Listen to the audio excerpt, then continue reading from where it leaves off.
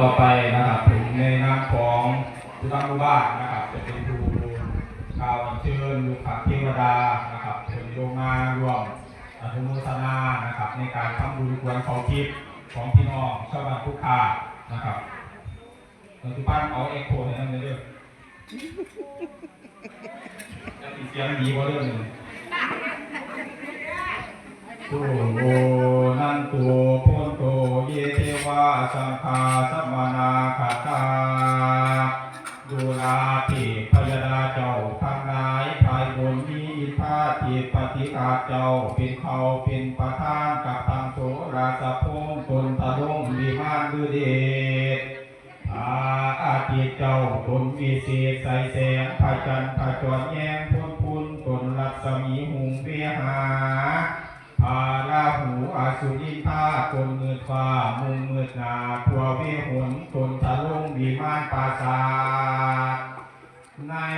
อากาศกับทางเท้าจตุโลกบาลสถิตในวิมานทั้งสี่คือพญาทัตลถาพญาวิรุณหาพญาวิรูปขาพญากุเวรุลาเจ้าเป็นเทาเป็นเงาแก่เทพดาทั้งหลาย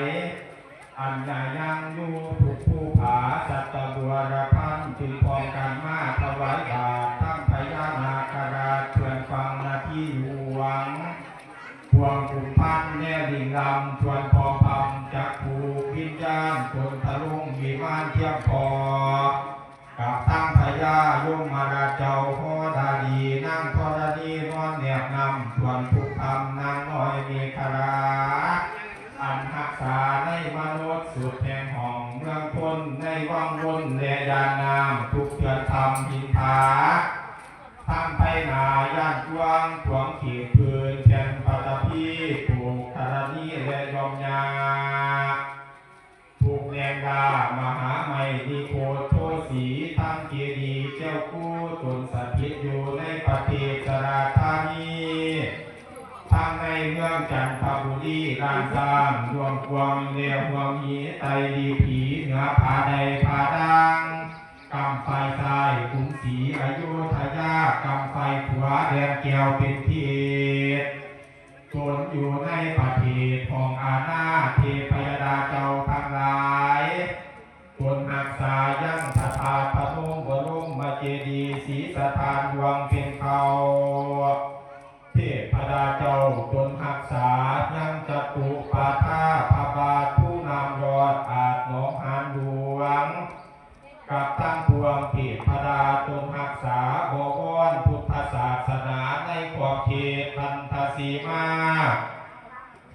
ก่อนเชิญเทพดาเจ้าทั้งหลายจงเสด็จลงดีลาลงมาประชุมนุมกันณสถานที่นี้เพื่อฟังธรรมฟุ้งถาทางร้ายจะกล่าวทุกตนทุกองค์ก็ขาเทินสัพเพเทวาสักกัจจังอาราธนังกโรมาปริตวานาเมตังสเมตาปทันตาอวิคิตาจิตตาปริตังพนันตุสักขีกามิจรูปเปกิริสิภารตเตจันตริเทวิมานิพีเประเทจะกามิตรุวนาคหานิเคหะวัตถุมิเกเตภู